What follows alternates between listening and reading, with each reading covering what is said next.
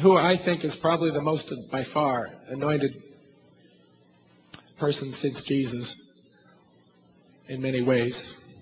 And that was William Branham. And I have all his sermons on CD. And when you listen to him speak, this is in the 1940s, 1950s, he's not a preacher. He's just not a preacher. He never thought of himself as a preacher. And he often had other well-known, powerful preachers preach for him. Except he had the power. But you listen to him speak, he's just so simple. Just so down home. He grew up in a super poor shack in Kentucky. And it was just, didn't have much school. Bad grammar. Terrible grammar. Just could hardly express himself speak a straight, clean English sentence. But he was just so humble. He absolutely didn't care, and he just loved people. You just couldn't believe how much he loved people. And, oh, did I say he was anointed? Extreme, unbelievable gift of discernment and being able to see things in the supernatural. Great, extreme, fine detail in people's lives that he never met. And he had an angel standing beside him on the platform. And whenever that angel was there and the Holy Spirit was working, he knew exactly who was going to be healed and what the problem was, all the things they were going through and all that kind of thing. And when the Holy Spirit would do that, he'd never miss. 100% success. But he loved people. And at one point early in his ministry, he had a healing line, and it went for 8 days and nights nonstop, 24 hours a day. Collapse an hour or two, maybe. People would just hold him up. Thousands upon thousands of people. It was just off the charts, unimaginably great.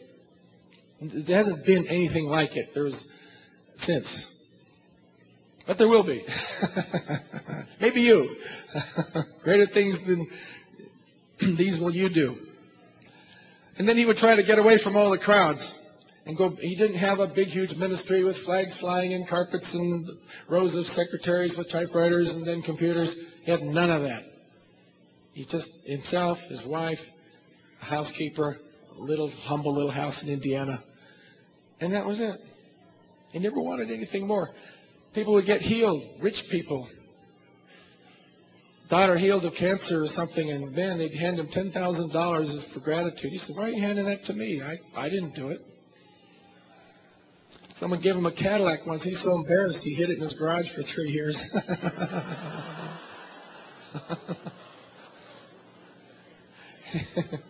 He walked home, went home finally after a terribly exhausting campaign of meetings and just to rest and get away from everybody. And he gets home and there's 10,000 people camped around his house waiting for him for prayer.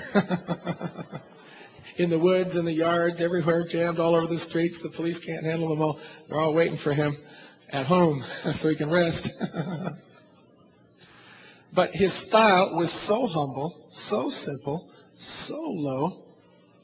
You knew it had absolutely nothing to do with preaching or charisma or eloquence. It's effortless. God just picked him out and anointed him, and he developed such a love for God. It's just astounding. Just astounding. And of course, he got all his power from being alone with Jesus. Well, we tried to explain how he got all his power, but anyway. But that's what he enjoyed. And every year he did get alone. And he got alone every year for 1 solid month, hiking and camping and hunting in the Rocky Mountains.